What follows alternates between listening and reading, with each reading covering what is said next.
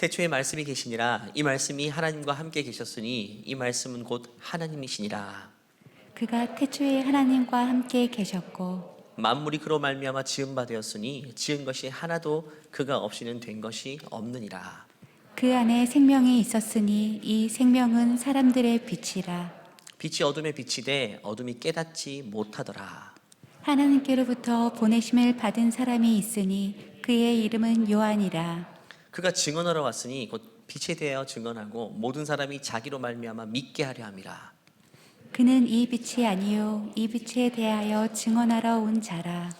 참빛 곧 세상에 와서 각 사람에게 비추는 빛이 있었나니 그가 세상에 계셨으며 세상은 그로 말미암아 지은 바 되었으되 세상이 그를 알지 못하였고 자기 땅에 오매 자기 백성이 영접하지 아니하였으나 영접하는 자 곧 그 이름을 믿는 자들에게는 하나님의 자녀가 되는 권세를 주셨으니 같이 읽겠습니다. 이는 혈통으로나 육정으로나 사람의 뜻으로 나지 아니하고 오직 하나님께로부터 난 자들이니라. 아멘. 아멘.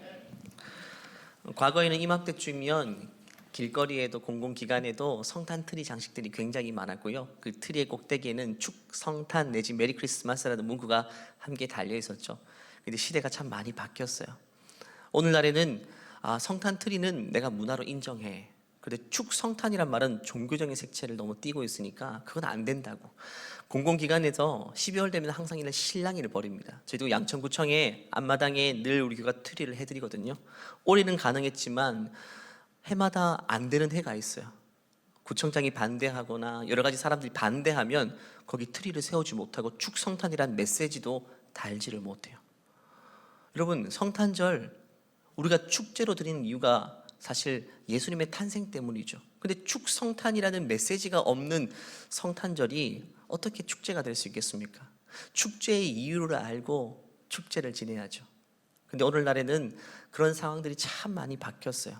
근데 세상은 그렇다 치고 우리 그리스도인들도 사실 예전 같지 않는 것 같아요. 성탄절이 연말에 있다 보니까 그냥 감정적으로는 좀 충만하고 기분 좋고 이렇지만 그 성탄의 의미를 내가 얼마나 생각하고 있는가, 내가 지금 들떠있는 이유가 뭐고 기분 좋은 이유가 무엇인지 그 성탄과 예수님의 탄생과 관련되어 있는가를 생각할 때에 사실 예전 같지 않은 것 같아요. 마침 올해 12월 25일 성탄절이 주일입니다.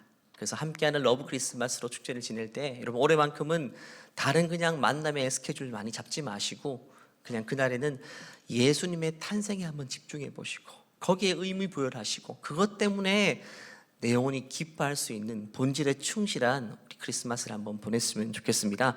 성경에 예수님의 일생을 기록하는 사복음서가 있죠. 마태, 마가, 누가, 요한은 각각 다른 관점에서 예수님의 탄생을 기록하고 있습니다. 마태와 누가는 좀 구체적으로 예수님의 탄생 스토리를 기록하고 있어요. 천사가 마리아에게 수태고지를 받고 마리아가 마국간에서 아기 예수를 낳았고 동방박사들이 와서 경배하고 선물을 준 그 구체적인 기록들이 있지만 마가복음은 시작부터 다 큰 예수님을 기록합니다. 오늘 읽은 요한복음은요, 사건을 스토리 중심으로 기록하지 않고 의미를 설명하는 데 집중하고 있습니다. 그래서 요한복음 맨 첫 절부터 예수님의 탄생을 이야기하지 않고 예수님의 탄생의 의미를 이야기합니다.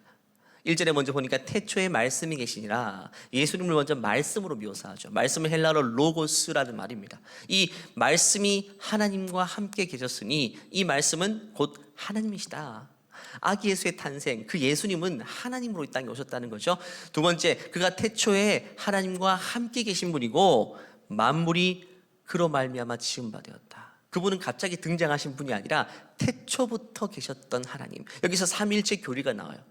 3절 만물이 그로 말미암아 지은 바 되었다. 그분은 바로 창조주가 되셨다. 지은 것이 하나도 그가 없이는 된 것이 없다. 요한복음 시작부터 아기 예수의 탄생의 의미가 무엇인지를 이렇게 시작하고 있습니다. 여러분 3절에 보는 것처럼 예수님은 온 땅을 지으신 분입니다. 그가 온 땅을 지었다면 주인은 누구죠? 지으신 그분이 주인이신 거죠.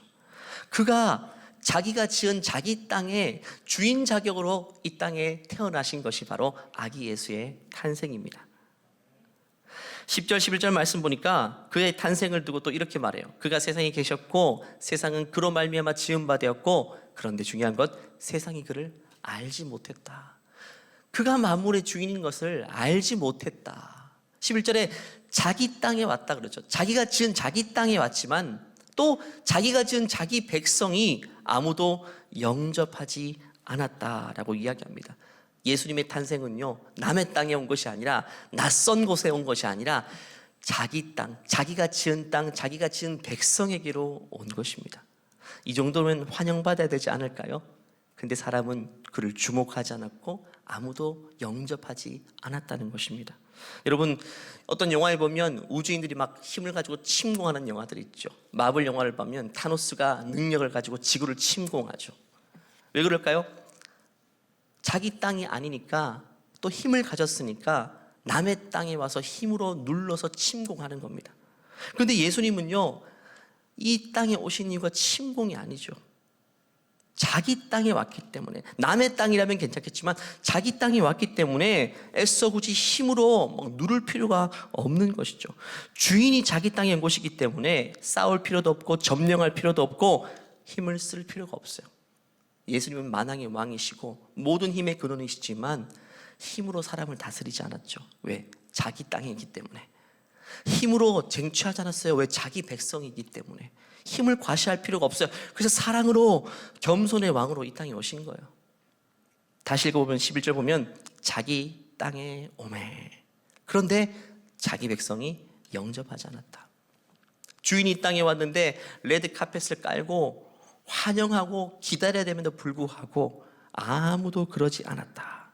여러분, 예수님의 탄생 기사를 보면 정말 너무 처량하죠. 누가복음에는 구체적으로 기록하고 있는데 2장 6절 7절 보면 같이 한번 읽어볼까요? 거기 있을 그때에 해산할 날이 차서 첫 아들을 낳아 강보로 싸서 구유에 뉘었으니 이는 여관에 있을 곳이 없음이러라. 그날따라 가는 곳마다 거절당했어요. 산통이 찾아오고 어딘가 들어가야지 아기를 낳는데 다 거절했어요. 작은 방 하나 내어주는 집이 없었습니다. 그냥 몸 누일 곳 마구간 말밥통에 예수님이 태어나신 거예요. 성경학자들은 그 시대 문화에 따라 보면 요셉과 마리아는 10대 중후반이에요. 그 어린 나이에 정혼한 그 어린 부부가 정말 처량하게도 거의 길바닥에 아기를 낳다시피 그렇게 했던 거예요. 이게 바로 이 땅의 주인이 이 땅에 태어나신 그 사건에 대한 기록입니다. 얼마나 처량해요. 한 사람도 환영하지 않았어요. 하지만 그 와중에도 그분의 영접을 기다린 사람이 있었는데, 예를 들면 동방박사 같은 경우 수억 마리를 걸어와서 경배를 드리고 아기 예수께 보배합을 바치죠. 그리고 시간의 차이가 있겠지만 여기 앉아있는 저와 여러분이 아기 예수의 탄생을 영접하고 있는 사람입니다. 그분의 탄생이 온 우주 만물의 창조자이신 왕 중의 왕의 탄생임을 우리가 믿고 그분이 오시는 길을 예비하고 그분을 지금 영접하고 기다리고 있는 사람들이에요. 우리가 그래서 보통 사람이 아닌 겁니다. 아무도 영접하지 않았지만 우리는 그분을 기다렸던 거예요. 다시 12절 13절 보니까 영접하는 자, 그 이름을 믿는 자들에게는 어떤 권세를 주시겠다고요? 하나님의 자녀가 되는 권세. 우리가 받은 권세가 바로 그 권세입니다. 아기 예수의 탄생을 왕 중의 왕의 탄생으로 받아들이고 영접했기 때문에 우리는 하나님의 자녀가 되는 권세를 받았어요. 13절 보면 이 혈통으로나 육정으로나 사람의 뜻으로 나지 않고 하나님께로부터 난 자들이라고 이야기합니다. 여러분, 하나님의 자녀라는 타이틀은 그냥 주어지는 게 아닙니다. 생각해 보세요. 내가 그분을 아버지로 인정해야 하지만 내가 그분의 아들이 되죠. 하나님을 내 인생의 주인과 아버지로 인정하지 않는데 어떻게 우리가 그분의 자녀가 될 수 있겠어요? 예수님을 영접한 자는 그래서 하나님의 자녀가 되는 권세를 우리에게 주신 것입니다. 오늘날이나 그때나 예수님에 대한 반응은 똑같습니다. 예수님이 태어날 당시에도 대부분의 사람이 무관심입니다. 예수님이 태어난 거 관심이 없어요. 문을 열어주는 사람이 아무도 없었어요. 그 중에 관심 있는 사람이 있었는데 안티적인 관심이요. 헤롯 대왕 같은 경우에는 예수님의 탄생을 격하게 반대해가지고 그 나이쯤 되는 남자아이들 다 죽여라 그랬죠. 영아살인 정책을 펼쳤어요. 오늘날도 마찬가지예요. 대부분의 사람들이 성탄절 관심 없어요. 성탄절 그냥 즐거운 날이지 아기 예수의 탄생 관심 없습니다. 무관심이에요. 또 그 중에 관심 있는 사람은 안티적인 관심이에요. 교회를 조롱하고 조소하고 교회는 뭐 이렇게 성탄 트리를 달고 곳곳마다 설치하냐고 막 이렇게 격하게 반응하는 사람도 있어요. 그때나 지금이나 예수님에 대한 반응은 똑같습니다. 그때도 그랬지만 지금도 마찬가지예요.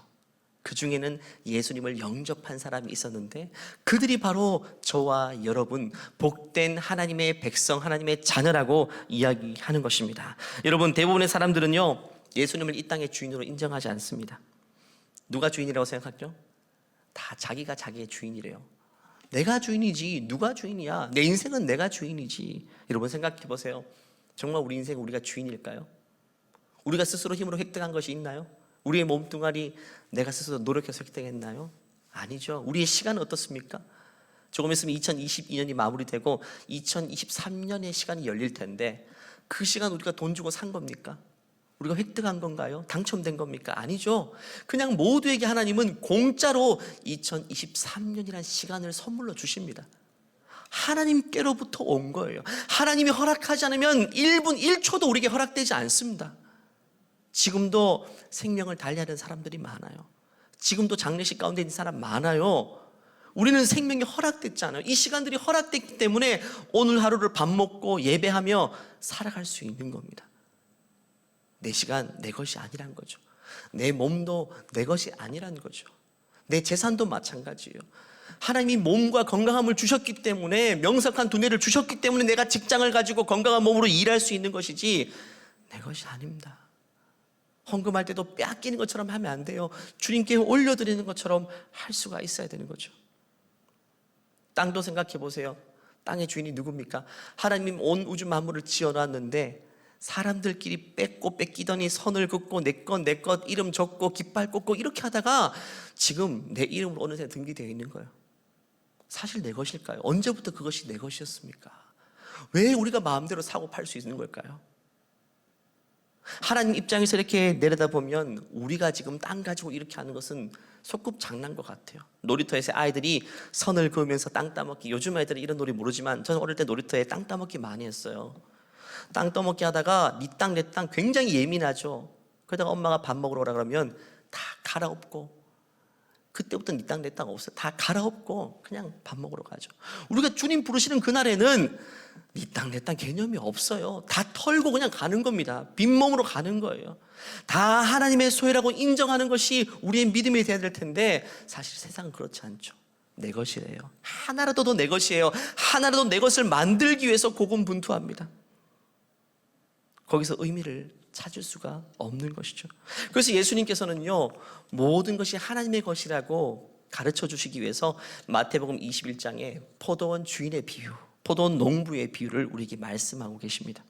그 스토리는 여러분 잘 기억할 겁니다. 한번 간단하게 설명해 드릴게요. 주인이 포도원을 만들어서 나무를 심었어요. 울타리도 치고 포도즙을 짜는 틀도 다 만든 다음에 여기서 일할 사람들을 불러 모읍니다. 다 일할 곳이 없는 사람들, 불쌍히 여기서 주인이 우리 밭에서 일해, 포도밭에서 일하고 내가 월급도 주고 먹여줄 테니까 즐겁게 일해, 이렇게 일하고 이제는 주인이 그 나라를 떠났어요. 시간이 한참 지나서 포도의 결실을 맺는 때가 되어서 이제는 멀리 타국에 있는 주인이 자기 종을 포도원에 보냅니다. 그 목적은 결산을 위해서인 거죠. 소출을 결산한 다음에 월급도 주고 챙겨주고 격려해주고 이런 목적으로 갔는데 포도원 소장농 농부들이 뜻밖의 반응을 보입니다. 당연히 이런 반응을 보여야 정상이죠. 주인님, 우리 같은 사람을 사용해 주셔서 감사합니다. 여기서 우리 가족들 내가 먹여 살릴 수 있고 이 좋은 곳에서 좋은 환경에서 일하게 해주셔서 감사합니다. 주인님 만수무강하소서, 이렇게 되어야 될 텐데 반응이 달라요.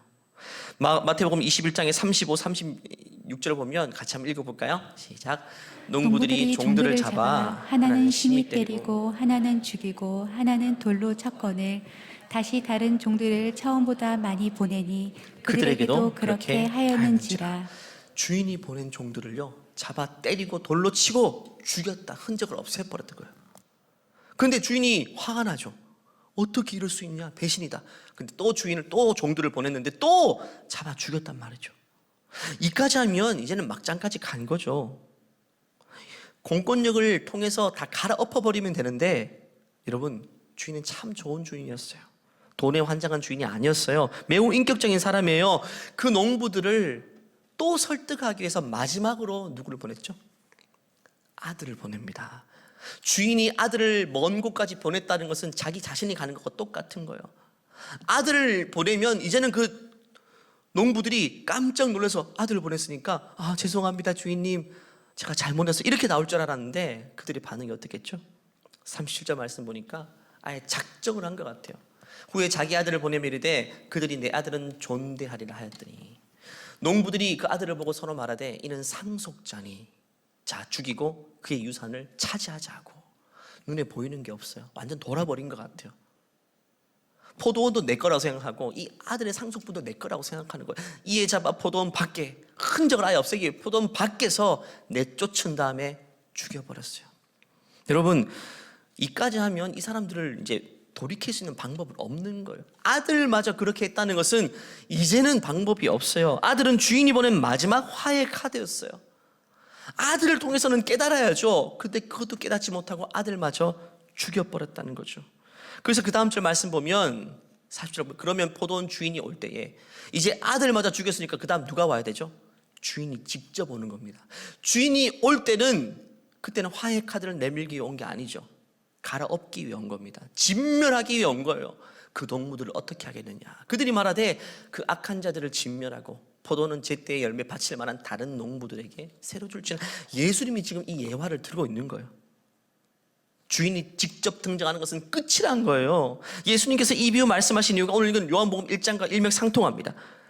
포도원 주인은 하나님을 말하고 그 아들은 예수님을 말합니다. 아기예수의 탄생을 말합니다. 세상이 지금 아기예수의 탄생을 통해 포도원 주인이 자기 아들을 포도원에 보낸 겁니다. 이게 아기예수의 탄생이에요.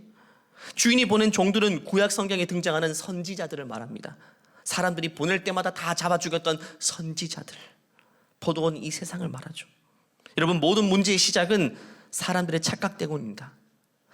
자신이 이 땅의 주인이라고 착각하면서부터 모든 비극이 시작됐죠. 자기가 지금 좋은 환경에서 노동하고 좋은 포도주 열매를 먹고 하다 보니까 어느샌가 이 밭의 주인이 나 자신이라는 사실을 착각해버린 거예요. 마치 에덴 동산의 주인이, 아담이 스스로가 내가 에덴의 주인이라고 착각하면서부터 선악과를 따먹어버린 것처럼 그 비극이 시작되는 것입니다. 여러분, 나 자신이 포도원의 주인이라고 생각하는 순간부터는요, 절대로 주인과 좋은 관계 속에 들어갈 수 없어요.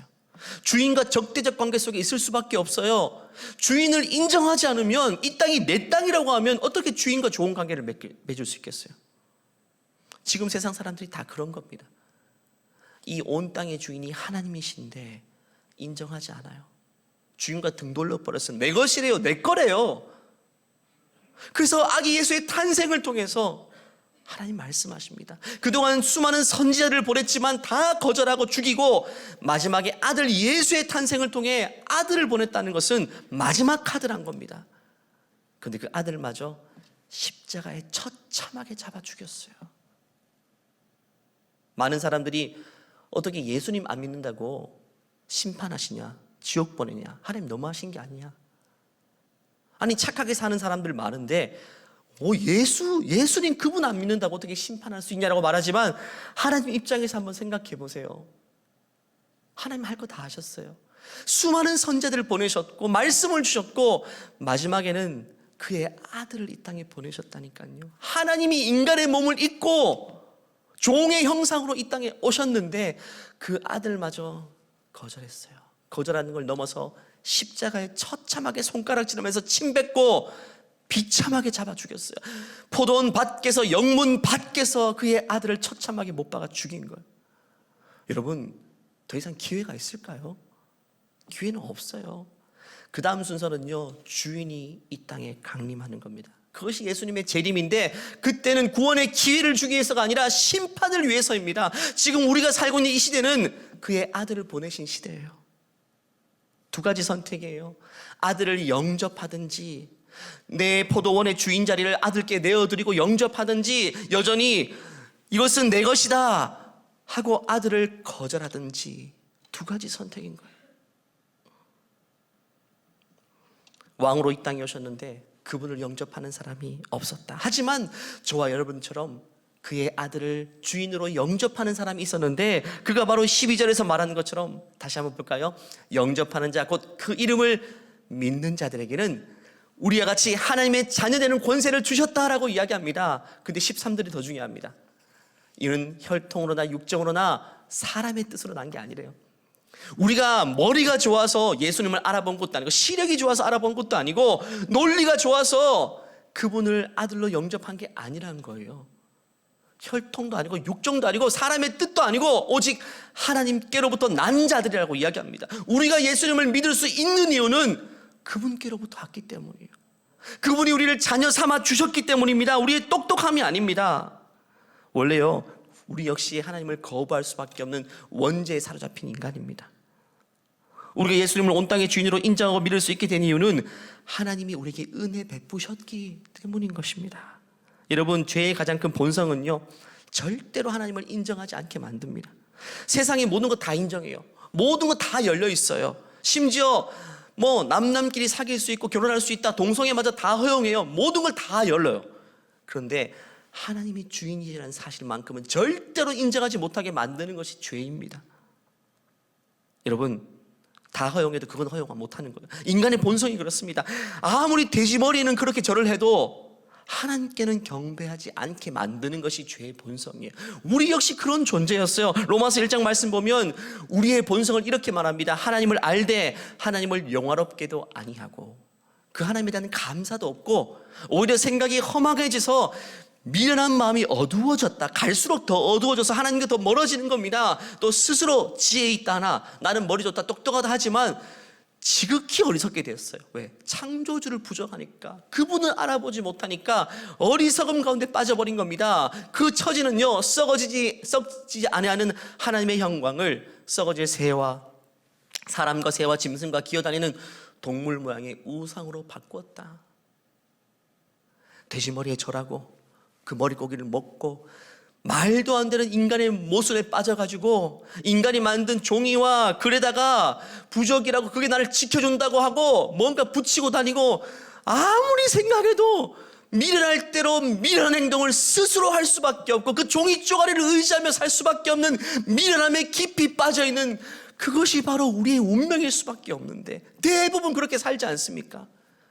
그럼에도 불구하고 하나님이 우리를 너무너무 사랑하셔서 우리를 선택해 주시고 믿음의 눈을 열어주셔서 아기 예수를 만왕의 왕으로 믿고 받아들이고 보게 하시고 영접하게 하신 것이, 여러분, 이것이 얼마나 큰 은혜입니까?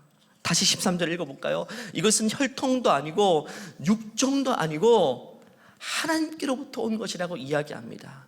오늘 본문 요한복음 1장의 13절 말씀이요. 다음 넘겨주시겠어요? 혈통도 아니고 육종도 아니고 사람의 뜻도 아니고 하나님이 베푸신 구원의 역사라고 말합니다. 에베소서 2장 8절 9절은 분명히 말합니다. 너희는 그 은혜에 의하여 믿음으로 말미암아 구원을 받았나니, 이것은 우리에게서 난 것이 아니래요. 우리의 의지가 아니래요. 우리 결단도 아니래요. 하나님이 선물로 주셨다. 우리의 눈을 뜨게 하셨다. 보지 못하는 걸 보게 하셨다. 행위에서 난 것이 아니니, 착한 행동에서 난 것이 아니니 이는 누구든지 자랑하지 못하게 함이라. 그래서 내가 구원받은 것은 하나님의 은혜입니다. 내가 선택한 것이 아니기 때문에 자랑할 수 없어요. 하나님이 우리 눈을 열어주신 겁니다. 그냥 조금씩 우리 마음을 계속 두드려 주신 거예요. 저도 모태신앙인데 20년 동안 이걸 부정했어요. 그의 아들을 내 인생의 주인으로 도저히 못 받아들이겠더라고요. 그런데 포도원 주인에게 아들을 보낸 것처럼 계속 하나님은 20년 동안 제 마음을 두드려 주셨어요. 그래서 20살 때 그제서야 하나님께 항복을 하게 됐어요. 제 마음을 활짝 열고, 주님, 내가 말도 안 되는 고집을 피웠네요. 내가 아들 예수님을 내 마음에 모시고 영접합니다. 내 인생의 주인이 주님이심을 내가 이제서야 인정합니다. 이게 하나님의 은혜였어요. 20년 동안 마음문을 두드리고 제가 거부하면 포기할 만도 한데 하나님 포기하지 않으셨다는 거예요. 계속 나를 설득하는 과정들을 통해 결국에는 내 고집을 꺾으셨고 아버지 앞에 항복하게 하셨고, 이렇게 이 말씀을 전하는 자로 세우셨어요. 우리 여러분 다 마찬가지 아닙니까? 날 때부터 예수님 믿었습니까? 아니죠. 어쩌면 이 가운데 지금도 거부하는 분도 있을 겁니다. 지금도 거부하는 분이 있을 거예요. 하지만 오늘 이 말씀을 통해 하나님은 또 여러분을 설득하십니다. 사랑하시기 때문에 또 마음문을 두드리십니다. 아기 예수의 탄생, 우리에게 보낸 선물이란 거죠. 내 인생의 주인이 하나님이심을 깨닫게 하기 위해서 마지막으로 보낸 선물인데, 이 선물을 받으면 하나님의 자녀가 되는 것이고, 여러분 원래 우리는 종이죠. 포도원 농부의 종입니다. 종들이 포도 농사를 짓는데 그 아들을 영접하는데 어떻게 되겠다고요? 아들 자녀가 되는 권세를 주시겠다라고 말씀하십니다. 고대의 성탄절도 대부분의 사람들이 그냥 해피 할리데이, 기쁜 날, 즐거운 날 이렇게 보내겠지만, 우리는 다르지 않습니까? 아귀에서의 탄생을 경배하고 찬양하며 내 인생의 주인이 하나님이심을 인정하는 것, 이것이 그냥 난 것이 아니라 하나님이 우리를 계속 설득해내신 결과인 것입니다. 두 가지 질문 드리고 말씀을 마무리할까요? 첫 번째는, 예수님이 온 세상의 주인이심을 믿으십니까? 믿으시면 다시 한번 아멘 할까요? 믿으십니까? 두 번째 질문이 더 중요합니다. 그렇다면 예수님은 내 인생의 주인이심을 믿으십니까? 온 세상의 주인이심을 믿을 수 있지만 내 인생의 주인으로는요, 믿기 쉽지 않습니다. 내 인생의 주인이란 말은 내 시간, 내 건강, 내 재물, 모든 것이 하나님의 것임을 믿어야 된다는 것인데, 이게 쉽지 않잖아요. 하나님은 지금도 우리를 설득하십니다. 계시록 3장 20절 말씀 보니까, 볼지어다 내가 문 밖에 서서 두드리노니, 제 문을 20년 동안 두드리셨어요. 여러분도 지금 두드리고 계십니다. 누구든지 내 음성을 듣고 문을 열면 내가 그에게로 들어가 그로 더불어 먹고 그는 나로 더불어 먹으리라. 영원히 내 안에서 동행해 주시겠다, 함께 하시겠다라는 약속의 말씀입니다. 말씀을 마무리할까요? 역사상 있었던 과학계의 가장 큰 혁명 가운데 하나는 여러분 잘 아는 코페르니쿠스의 지동설입니다. 코페르니쿠스는 1543년에 그 전까지 통념을 깨는 혁명적인 과학 논문을 발표했어요. 그 전까지는 천동설이죠. 지구가 중심이에요. 태양이 나를 도는 건데, 코페르니쿠스는요, 지구가 움직이고 지구가 돈대요. 그럼 지구가 중심이 아니에요. 태양이 중심이었던 거예요. 근데 사람들은 받아들이지를 못해요. 오랜 세월 동안. 왜 그럴까요? 인간의 본성 때문입니다. 인간의 본성은 내가 중심이 돼야 되지 다른 사람의 중심이 되면 안 돼요. 내가 살고 있는 이 지구가 중심이지 무슨 태양이 중심이야. 이거를 받아들이는 건 오랜 세월이 걸리는 겁니다. 영적으로도 마찬가지입니다. 우리는 예수님을 믿어도 나의 중심성, 내 중심성을 벗어나기가 너무 힘들어요. 예수님을 믿어도 내가 내 인생의 딱 중심에 있고, 예수님은 내 주위를 도는 행성 중에 가장 가까운 큰 행성 중에 하나일 뿐으로 신앙생활하는 사람도 있어요. 여러분, 신앙생활은요, 이 중심축을 옮기는 겁니다.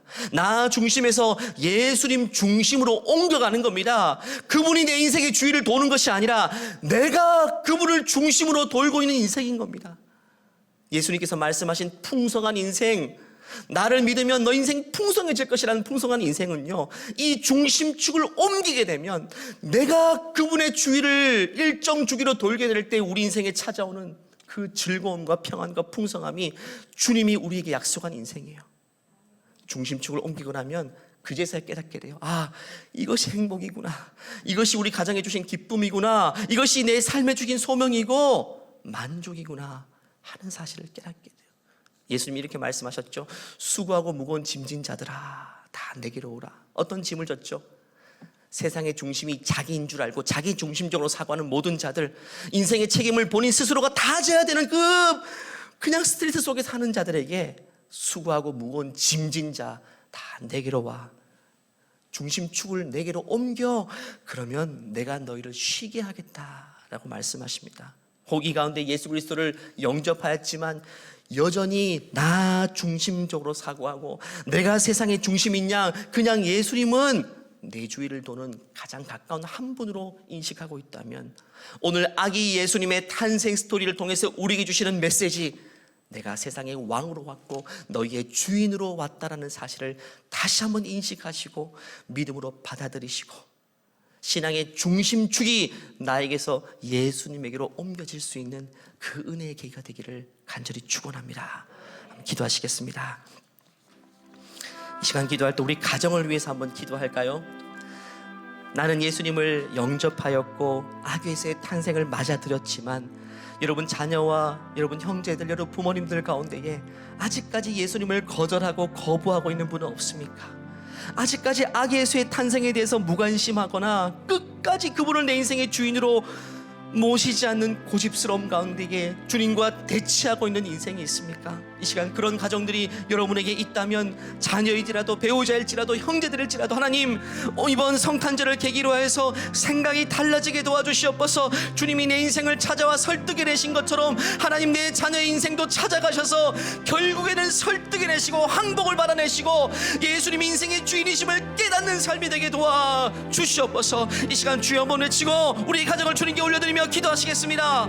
주여 은혜를 베풀어 주시옵소서. 하나님 우리 가정을 구원하여 주시옵소서. 하나님 우리 자녀가 예수님을 영접하게 도와주시고 우리의 형제들이 예수님의 인생의 주인 되심에 그 영광스러운 반연에 동참하게 도와주시옵소서. 하나님 내가 포도원의 주인이라고 인식하는 한 주인과 등지며 살아갈 수밖에 없는데 그런 인생 가운데 무슨 평안과 만족이 있겠습니까?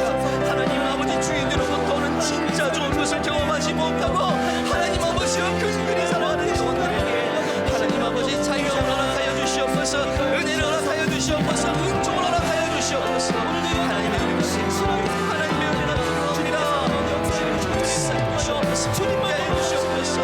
아버지 주님의 은혜가 하나님 우리 가정을 찾아가 주시옵소서. 우리 자녀들을 찾아가 주시고 우리의 부모님들을 찾아가 주시고 하나님의 영광들을 찾아가 주시옵소서. 하나님 아버지 역사하여 주시옵소서. 하나님의 은혜가 주시옵소서. 하나님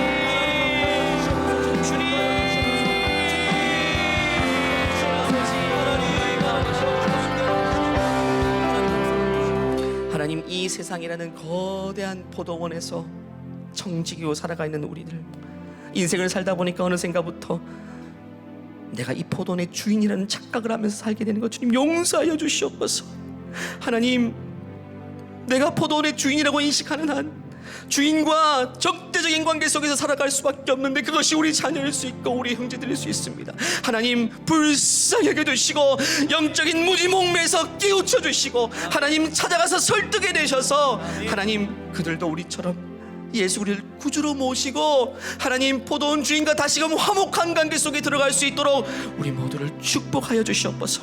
이번 함께하는 러브 크리스마스를 통해서 하나님 주님께서 예비하신 영혼들을 초청해 주시옵소서. 하나님의 친백성으로 삼으실 영혼들을 우리의 손길을 통해서 초대받게 하셔서 함께 하나님의 거룩한 백성의 반열에 들어올 수 있는 은혜의 잔치가 될 수 있도록 하나님 축복하여 주시옵소서. 오랜 세월 자녀의 회복을 위해 기도하는 부모의 간구가 있습니다. 오랜 세월 부모님이 예수 믿도록 기도하는 하나님 그런 가정도 있사오니 하나님 올 성탄절이 놀라운 계기가 될 수 있도록 하나님 영혼권의 역사를 허락하여 주시옵소서. 주님께 감사하며 거룩하신 예수님의 이름으로 기도하옵나이다. 아멘. 우리 주인 온 땅의 주인으로 오신 아기 예수께 영광의 박수 올려드립니다. 주님이 진정한 주인이십니다. 모든 것의 주인이십니다. 이 시간 다 같이 하셔서 온 땅의 주인 되신 주님께 힘차게 찬양 올려드립니다. 모든 이름 위에 뛰어난 이름 예수는 주 예수는 주 모든 무릎 꿇고 경배를 드리세 예수는 만유의 주. 한 번 더요. 모든 이름 위에 모든 이름 위에 뛰어난 예수님의 이름입니다. 예수님은 우리의 주님이십니다. 예수는 주 모든 무릎 꿇고 경배를 드리세 예수는 만유의 주 예수는 주 예수는 주 온 천하 만물을 열어 그 보좌 영광을 돌리세 예수 예수 예수는 주 예수는 주 예수는 주 온 천하 만물을 열어 그 보좌 영광을 돌리세 예수 예수 예수 주님 앞에 두 손 높이 들고요 예수는 주 예수는 주 온 천하 만물을 열어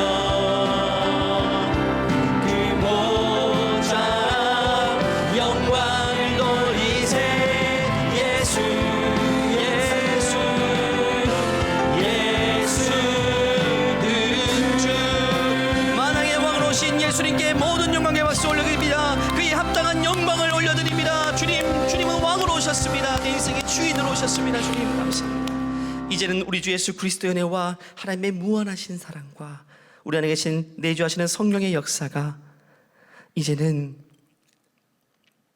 하나님을 내 인생의 주인으로, 그가 보내신 그의 아들 예수 그리스도의 탄생을 나에게 보내시는 하나님의 마지막 화해의 카드로 받아들이고 그분을 온전히 영접하기를 소원하는 모든 하나님의 백성들 위해, 또 우리 믿음의 자녀들과 가정 위에 이제로부터 영원토록 함께 하시기를 간절히 축원하옵나이다. 아멘.